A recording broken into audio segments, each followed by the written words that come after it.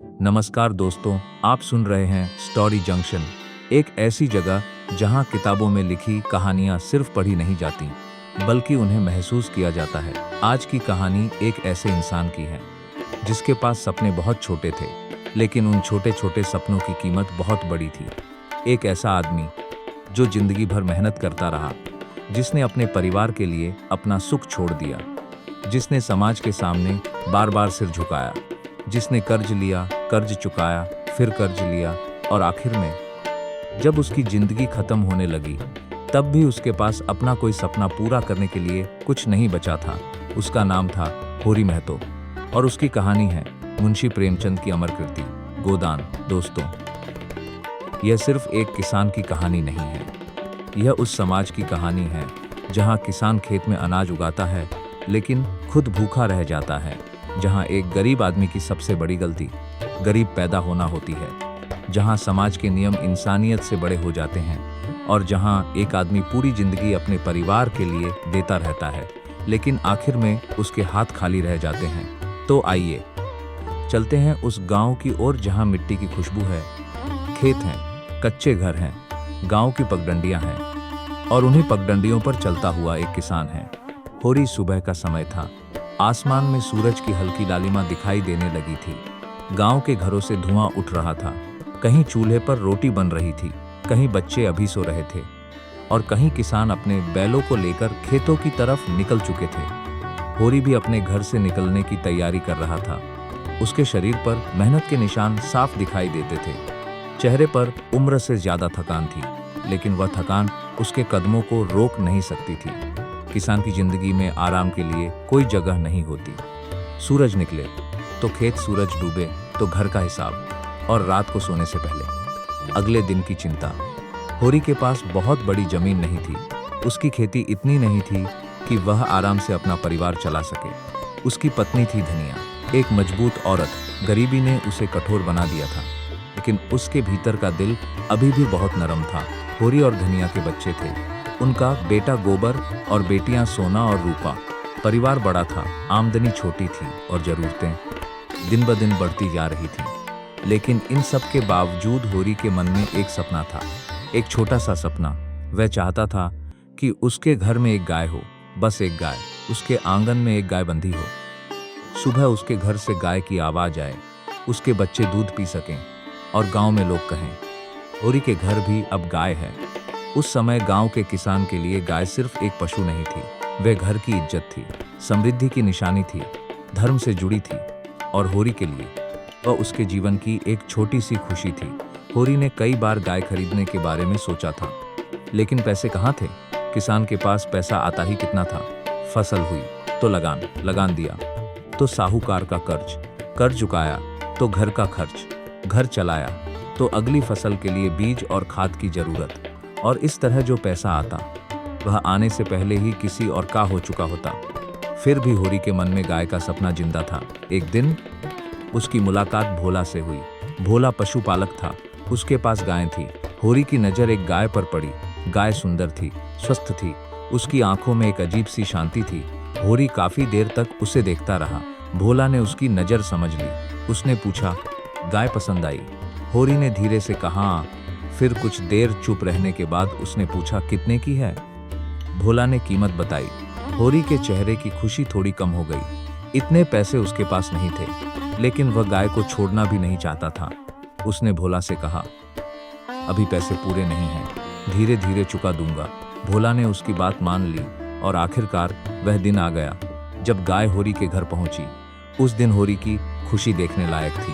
वह गाय को बार बार देखता, उसके लिए चारा लाता, उसके पास बैठता, उसकी पीठ पर हाथ फेरता, और मन ही मन सोचता, अब सब ठीक हो जाएगा, बच्चों को दूध मिलेगा, घर में बरकत आएगी, धनिया भी खुश होगी। लेकिन धनिया ने जब गाय को देखा तो उसके मन में खुशी के साथ चिंता भी थी। वह जानती थी कि गाय सिर्फ घर में नहीं आई है, उसके साथ एक नया खर्च भी आया है। फिर भी उसने कुछ नहीं कहा, क्योंकि उसने होरी की आंखों में वह खुशी देख ली थी जो उसे बहुत समय से दिखाई नहीं दी थी। लेकिन होरी के दो भाइयों हीरा और शोभा के मन में यह खुशी वैसी नहीं थी। तीनों भाइयों के बीच पहले से ही संपत्ति और हिस्से को लेकर तनाव था। गरीबी में रिश्ते भी कभी कभी बोझ बन जाते हैं। जब खुद के घर में जरूरत पूरी ना हो तो दूसरे के घर की छोटी सी खुशी भी चुभने लगती है। हीरा ने जब होरी के घर गाय देखी तो उसके मन में ईर्ष्या पैदा हुई। वह सोचने लगा, होरी के पास गाय कैसे आ गई? क्या वह हमसे ज्यादा खुशहाल हो गया? क्या उसे कोई ऐसा फायदा मिल गया जो मुझे नहीं मिला? धीरे धीरे यह ईर्ष्या उसके मन में बढ़ती गई और फिर एक दिन ऐसा आया जब होरी की खुशी हमेशा के लिए खत्म हो गई। सुबह जब होरी उठा तो गाय की हालत खराब थी। वह जमीन पर पड़ी थी। कुछ ही देर में गाय मर गई। होरी जैसे पत्थर का हो गया। जिस गाय के लिए उसने इतना सपना देखा था वह उसके सामने मर चुकी थी। धनिया भी दौड़कर आई। उसने गाय को देखा और उसका दिल बैठ गया। घर में मातम छा गया, लेकिन दुख से बड़ा था डर। होरी को शक था कि गाय की मौत सामान्य नहीं थी। उसे शक था कि किसी ने गाय को जहर दिया है और उसके मन में एक नाम बार बार आ रहा था, हीरा। अपने ही भाई पर शक करना होरी के लिए आसान नहीं था। वह जानता था अगर उसने हीरा का नाम लिया तो परिवार टूट जाएगा। अगर पुलिस में शिकायत की तो मामला बढ़ जाएगा और अगर चुप रहा तो शायद उसे ही नुकसान उठाना पड़ेगा। होरी ने चुप रहने का फैसला किया, लेकिन गांव में कोई बात छिपी नहीं रहती। गाय की मौत की खबर फैल गई। लोग तरह तरह की बातें करने लगे। किसी ने कहा गाय को जहर दिया गया, किसी ने कहा भाइयों में झगड़ा था, किसी ने कहा मामला पुलिस तक जाएगा। और आखिरकार पुलिस का डर होरी के दरवाजे तक पहुंच गया। होरी जानता था गरीब आदमी के लिए पुलिस का नाम ही काफी होता है। उसने जिंदगी में अदालत नहीं देखी थी। वह कानून की किताब नहीं समझता था। उसे सिर्फ इतना पता था कि अगर पुलिस उसके घर में आ गई तो उसका परिवार बर्बाद हो सकता है। इसलिए उसने किसी तरह पैसे जुटाने की कोशिश की। जहां से मिला कर्ज लिया, कुछ पैसे दिए और अपनी परेशानी को दबाने की कोशिश की। लेकिन एक समस्या दबाते ही दूसरी सामने आ जाती थी। गाय चली गई, पैसा चला गया और कर्ज बढ़ गया। होरी का सपना अब उसके लिए बोझ बन चुका था। लेकिन जिंदगी यहीं नहीं रुकी। उसका बेटा गोबर बड़ा हो रहा था। गोबर का स्वभाव अपने पिता से बिल्कुल अलग था। उसमें गुस्सा था। वह अन्याय देखकर चुप नहीं रह सकता था। वह अपने पिता को बार बार झुकते देखता तो उसके भीतर बेचैनी पैदा होती। वह सोचता, आखिर पिता हर बात क्यों सहते हैं? साहूकार कुछ कहता है तो पिता चुप, जमींदार कुछ कहता है तो पिता चुप, पंचायत कुछ कहती है तो पिता चुप, पुलिस का नाम आता है तो पिता डर जाते हैं। गोबर को यह जिंदगी मंजूर नहीं थी। लेकिन उसी दौरान उसके जीवन में झुनिया आई। झुनिया भोला की बेटी थी। गोबर और झुनिया के बीच धीरे धीरे नजदीकियां बढ़ने लगी। दोनों के बीच प्रेम हो गया। लेकिन उस समय का समाज प्रेम से ज्यादा जाति को देखता था। लोग पूछते थे, लड़की कौन है, उसकी जाति क्या है, परिवार कौन है, समाज कहेगा। और जब झुनिया गर्भवती हुई तो यह बात सिर्फ प्रेम की नहीं रही, अब यह जिम्मेदारी की बात थी। गोबर डर गया। वह शहर चला गया और झुनिया अकेली रह गई। एक ऐसी लड़की जो मां बनने वाली थी, लेकिन जिसके पास जाने के लिए कोई घर नहीं था। आखिरकार वह होरी के घर पहुंची। दरवाजे पर खड़ी झुनिया को देखकर धनिया के मन में तूफान उठ गया। उसे अपने बेटे पर गुस्सा आया। उसे लगा गोबर ने यह क्या किया, लेकिन सामने खड़ी झुनिया को देखकर उसका गुस्सा धीरे धीरे पिघलने लगा। धनिया ने देखा एक लड़की डरी हुई है। उसके पास कोई सहारा नहीं है। अगर वह उसे घर से निकाल देगी तो यह लड़की कहाँ जाएगी? क्या सिर्फ इसलिए कि समाज उसे स्वीकार नहीं करता, वह भी उसे छोड़ दे?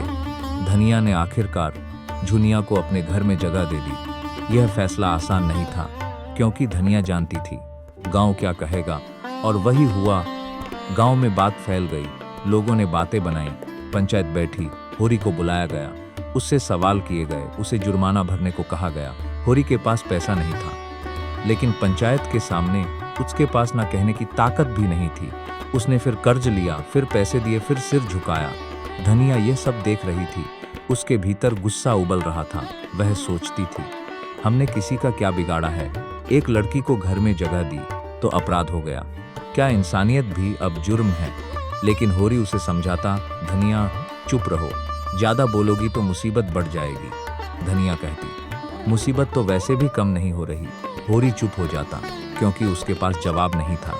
गोबर जब वापस आया तो वह बदल चुका था। शहर ने उसे बहुत कुछ सिखाया था। उसने देखा था कि दुनिया सिर्फ गांव की तरह नहीं है।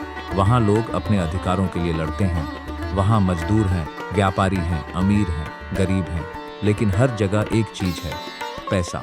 गोबर को अब अपने पिता की मजबूरी कुछ समझ आने लगी थी। उसे झुनिया के साथ किए अपने व्यवहार का भी पछतावा था, लेकिन उसके भीतर विद्रोह अभी भी था। वह चाहता था कि उसका परिवार इस कर्ज और डर की जिंदगी से बाहर निकले। उधर होरी का कर्ज बढ़ता जा रहा था। एक कर्ज चुकाने के लिए दूसरा कर्ज, दूसरे कर्ज पर ब्याज, और ब्याज चुकाने के लिए फिर नया कर्ज। यह सिलसिला खत्म ही नहीं होता था। होरी खेत में मेहनत करता, लेकिन उसकी मेहनत का बड़ा हिस्सा दूसरों के पास चला जाता। वह अनाज उगाता, लेकिन उसके घर में पर्याप्त अनाज नहीं रहता। वह अपने बच्चों को बड़ा करता, लेकिन उनके भविष्य की चिंता हर दिन उसे और छोटा करती जाती। समय बीतता गया, सोना और रूपा बड़ी होने लगी। अब होरी के सामने बेटियों की शादी का सवाल था। बेटी की शादी गरीब पिता के लिए सिर्फ खुशी नहीं होती, वह चिंता होती है। दहेज, खर्च, समाज, रिश्तेदार, बारात और सबसे बड़ी बात, बेटी की इज्जत। होरी अपनी बेटियों को सम्मान के साथ विदा करना चाहता था। उसके पास पैसा नहीं था, लेकिन पिता का दिल पैसे का हिसाब नहीं देखता। उसने फिर कर्ज लिया, फिर समझौता किया, फिर अपने भविष्य को गिरवी रखा। धनिया उसे देखती रही। वह समझती थी यह आदमी खुद को धीरे धीरे खत्म कर रहा है, लेकिन होरी के लिए परिवार ही उसकी दुनिया था। वह कहता, बच्चों के लिए कर रहा हूँ, और यही शब्द उसकी पूरी जिंदगी का सार थे। वह अपने लिए नहीं जी रहा था, वह परिवार के लिए जी रहा था। इसी बीच कहानी की दूसरी दुनिया सामने आती है। शहर की दुनिया। वहाँ मालती थी, पढ़ी लिखी, आधुनिक, आत्मनिर्भर। उसकी जिंदगी गांव की धनिया से बिल्कुल अलग थी। उसके पास शिक्षा थी, स्वतंत्रता थी, लेकिन उसकी जिंदगी में भी उलझने थी। वहाँ मेहता था, एक विचारशील व्यक्ति जो जिंदगी को सिर्फ पैसे और सफलता से नहीं देखता था। मालती और मेहता की बातचीत में प्रेमचंद ने समाज के कई सवाल रखे। क्या आधुनिक होना ही सुखी होना है? क्या पैसा इंसान को खुश कर सकता है? क्या स्त्री को अपनी जिंदगी के फैसले खुद नहीं लेने चाहिए? क्या प्रेम सिर्फ समाज की अनुमति से हो सकता है? और क्या मनुष्य की असली कीमत उसके पैसे से तय होनी चाहिए? शहर में खन्ना था, पैसे वाला आदमी, व्यापार करने वाला, सफल दिखाई देने वाला, लेकिन उसके निजी जीवन में शांति नहीं थी। उसकी पत्नी गोविंदी अपने पति से भावनात्मक दूरी महसूस करती थी। यहाँ प्रेमचंद हमें एक और विरोधाभास दिखाते हैं। होरी के पास पैसा नहीं था, लेकिन उसके पास परिवार के लिए समर्पण था। खन्ना के पास पैसा था, लेकिन उसके रिश्तों में दरार थी। एक आदमी गरीबी से परेशान था, दूसरा आदमी अपनी संपत्ति और अहंकार के बीच उलझा था। दोनों की जिंदगी अलग थी, लेकिन दोनों का दुख असली था। कहानी फिर वापस गांव की तरफ आती है। होरी का शरीर अब पहले जैसा नहीं रहा था। उसकी उम्र बढ़ रही थी, लेकिन काम कम नहीं हो रहा था। किसान की जिंदगी में उम्र का कोई सम्मान नहीं होता। जब तक हाथ चल सकते हैं, काम करना पड़ता है। जब हाथ कांपने लगे, तब भी काम करना पड़ता है, क्योंकि घर का चूल्हा उम्र देखकर नहीं जलता। होरी सुबह खेत जाता, दोपहर तक मेहनत करता, शाम को लौटता, फिर घर का हिसाब, किसको कितना देना है, किससे कितना लिया है, अगली फसल के लिए क्या चाहिए, बेटी की शादी का खर्च कितना हुआ, किसका कर्ज पहले चुकाना है। उसके पास आराम के लिए कोई जगह नहीं थी। कभी कभी वह रात में अकेला बैठता और सोचता, क्या जिंदगी हमेशा ऐसी ही रहेगी? क्या कभी ऐसा दिन आएगा जब उसके घर में कर्ज की बात न हो, जब उसे किसी साहूकार के सामने हाथ न फैलाना पड़े, जब उसके बच्चों को चिंता के बिना खाना मिल सके? लेकिन हर सुबह नई चिंता लेकर आती। गोबर अपने पिता को इस तरह टूटते देखता था। अब उसके भीतर गुस्से के साथ करुणा भी थी। वह समझने लगा था कि होरी कमजोर नहीं है, वह एक ऐसी व्यवस्था में फंसा हुआ आदमी है जहां मेहनत करने के बावजूद उसके पास विकल्प नहीं है। गोबर चाहता था कि परिवार कुछ अलग करे। वह शहर की ओर देखता, उसे लगता शायद शहर में जाकर कुछ कमाया जा सकता है, शायद वहां से वह अपने परिवार को इस गरीबी से निकाल सके। लेकिन जिंदगी इतनी सरल नहीं थी। गरीबी सिर्फ जगह बदलने से खत्म नहीं होती। इसी बीच हीरा भी अपने अपराध बोध और परिस्थितियों से जूझ रहा था। गाय की घटना ने उसके और होरी के रिश्ते को तोड़ दिया था। वह गांव से दूर चला गया। होरी के मन में उसके लिए शिकायत थी, लेकिन भाई का रिश्ता, दिल से पूरी तरह मिटाया नहीं जा सकता। होरी जितना दुखी था उतना ही भीतर से उसे अपने भाई की चिंता भी थी। यही होरी की सबसे बड़ी कमजोरी थी, या शायद सबसे बड़ी अच्छाई। वह लोगों से नफरत नहीं कर पाता था। वह हर बार अपने हिस्से का दुख लेकर भी दूसरे को माफ करने की कोशिश करता। धनिया कई बार उसे समझाती, तुम्हारी यही आदत तुम्हें बर्बाद कर रही है, लेकिन होरी कहता, आखिर अपना ही तो है। और यह एक वाक्य होरी के चरित्र को पूरी तरह समझा देता है। उसके लिए परिवार सिर्फ अच्छे समय में साथ रहने वाले लोग नहीं थे। परिवार वह था जिसके लिए वह अपना सब कुछ छोड़ सकता था। समय गुजरता गया, फसलें आईं और गईं, मौसम बदले, बच्चे बड़े हुए, कर्ज बढ़ा, होरी बूढ़ा हुआ, लेकिन उसकी जिम्मेदारियां खत्म नहीं हुईं। उसकी बेटियों की चिंता, घर का खर्च, झुनिया और उसका बच्चा, गोबर का भविष्य, सब उसके सिर पर था। एक दिन वह खेत से लौटते समय बहुत थक गया। उसकी सांस फूल रही थी। धनिया ने उसे देखा तो समझ गई, अब शरीर जवाब देने लगा है। उसने कहा, कुछ दिन आराम कर लो। होरी मुस्कुराया, आराम करूंगा तो घर कैसे चलेगा? धनिया के पास कोई जवाब नहीं था, क्योंकि यही तो उनकी पूरी जिंदगी थी। आराम का मतलब भूख, बीमारी का मतलब कर्ज, और कर्ज का मतलब और ज्यादा मेहनत। होरी फिर काम पर चला गया, लेकिन अब उसकी ताकत कम होती जा रही थी। उसके चेहरे पर थकान स्थायी हो गई थी। कभी कभी वह खांसता, कभी देर तक चारपाई पर पड़ा रहता, लेकिन जैसे ही घर की कोई जरूरत सामने आती वह उठ जाता। एक पिता के शरीर से ज्यादा मजबूत उसकी जिम्मेदारी होती है, और होरी की जिम्मेदारी उसके शरीर से बड़ी थी। एक दिन होरी बहुत ज्यादा बीमार पड़ गया। उसकी सांसें भारी हो गईं, घर में चिंता फैल गई। धनिया उसके पास बैठ गई, गोबर भी चिंतित था। झुनिया अपने बच्चे को लेकर एक कोने में खड़ी थी। घर का माहौल बिल्कुल बदल गया था।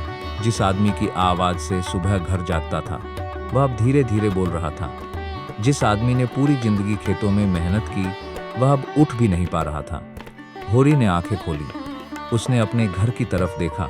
उसे शायद महसूस हो रहा था कि अब समय बहुत कम है।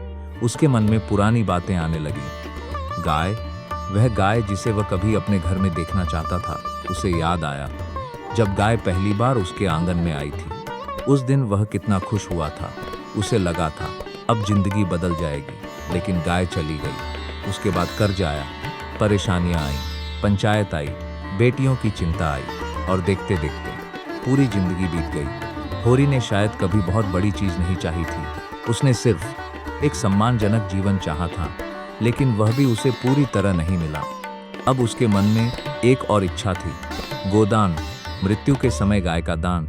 उसके लिए यह धार्मिक विश्वास था, उसकी जिंदगी का एक अधूरा हिस्सा था। लेकिन घर में गाय नहीं थी, पैसा भी नहीं था। धनिया जानती थी होरी की अंतिम इच्छा क्या है, वह जानती थी। इस आदमी ने पूरी जिंदगी क्या खोया है। वह उसके सामने बैठी रही, उसकी आंखों में आंसू थे, लेकिन वह खुद को मजबूत बनाए हुए थी। होरी की सांसें और धीमी होती गईं।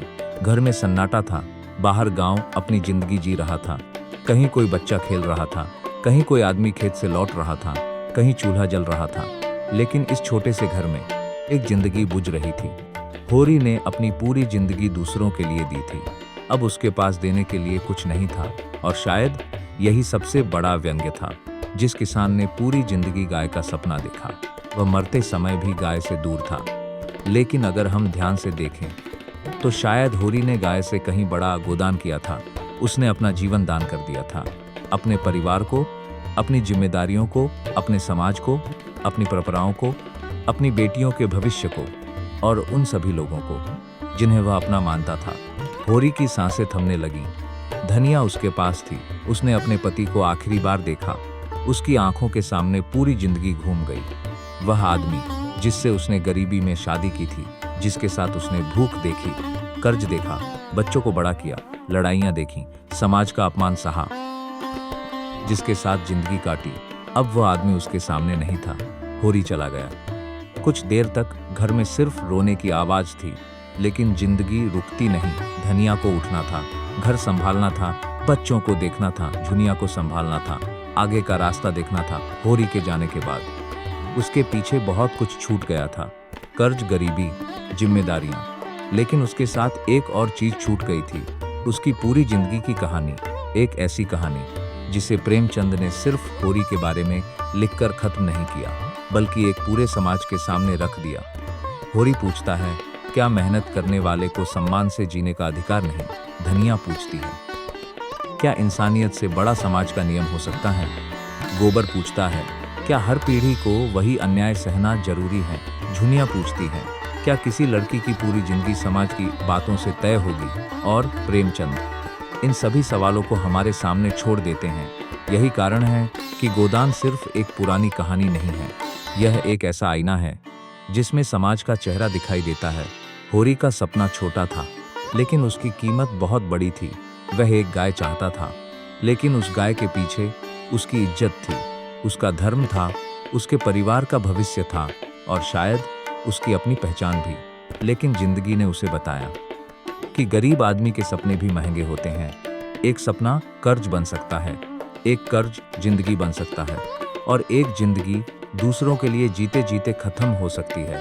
फिर भी होरी की कहानी सिर्फ दुख की कहानी नहीं है, यह इंसानियत की कहानी भी है। धनिया ने झुनिया को अपनाया, होरी ने अपने भाई को माफ किया, गोबर ने अपनी जिम्मेदारी समझी और इन सब के बीच एक परिवार ने अपनी तरह से जिंदगी को संभालने की कोशिश की। शायद यही इंसान होने का अर्थ है, हमेशा जीतना नहीं, बल्कि हारते हुए भी एक दूसरे का हाथ पकड़े रहना। दोस्तों, कभी कभी जिंदगी हमें वह नहीं देती जो हम चाहते हैं, लेकिन इसका मतलब यह नहीं कि हमारी जिंदगी बेकार थी। होरी के पास धन नहीं था, लेकिन उसके पास परिवार था। उसके पास बड़ी जमीन नहीं थी, लेकिन उसके पास मेहनत थी। उसके पास सम्मान की बड़ी दुनिया नहीं थी, लेकिन उसके भीतर अपने परिवार के लिए प्यार था। और शायद यही उसकी सबसे बड़ी दौलत थी। होरी चला गया, लेकिन उसकी कहानी खत्म नहीं हुई, क्योंकि जब भी कोई किसान अपनी फसल बोते समय उम्मीद करता है, वहाँ होरी जिंदा है। जब कोई पिता अपनी बेटी के भविष्य के लिए अपना सुख छोड़ देता है, वहाँ होरी जिंदा है। जब कोई माँ समाज की परवाह किए बिना किसी असहाय इंसान का हाथ पकड़ती है, वहाँ धनिया जिंदा है। जब कोई युवा पुरानी व्यवस्था पर सवाल उठाता है, वहाँ गोबर जिंदा है। और जब कोई समाज किसी इंसान को उसकी परिस्थितियों के लिए दोष देता है, वहाँ झुनिया की कहानी हमें याद दिलाती है कि हर इंसान की अपनी एक मजबूरी होती है। यही है गोदान, एक किसान की कहानी, एक परिवार की कहानी, एक समाज की कहानी और इंसानियत की कहानी। अगर इस कहानी ने आपको सिर्फ कुछ समय के लिए नहीं, बल्कि अंदर तक सोचने पर मजबूर किया है, तो यही इस कहानी की असली सफलता है। क्योंकि अच्छी कहानी वही होती है जो खत्म होने के बाद भी हमारे मन में चलती रहती है। और प्रेमचंद की कहानियाँ इसीलिए आज भी जिंदा है।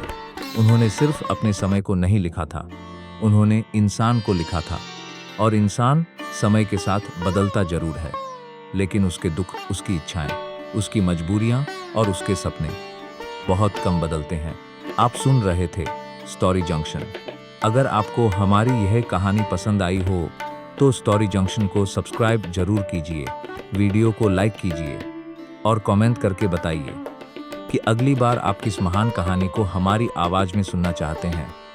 क्योंकि स्टोरी जंक्शन पर हम किताबों को सिर्फ पढ़ते नहीं, उन्हें आपके सामने जिंदा करते हैं। मैं फिर मिलूंगा एक नई कहानी, एक नए किरदार और एक नई दुनिया के साथ। तब तक के लिए अपना ख्याल रखिए और याद रखिए, हर किताब के अंदर एक दुनिया छिपी होती है और उस दुनिया तक पहुंचने का रास्ता है स्टोरी जंक्शन। धन्यवाद।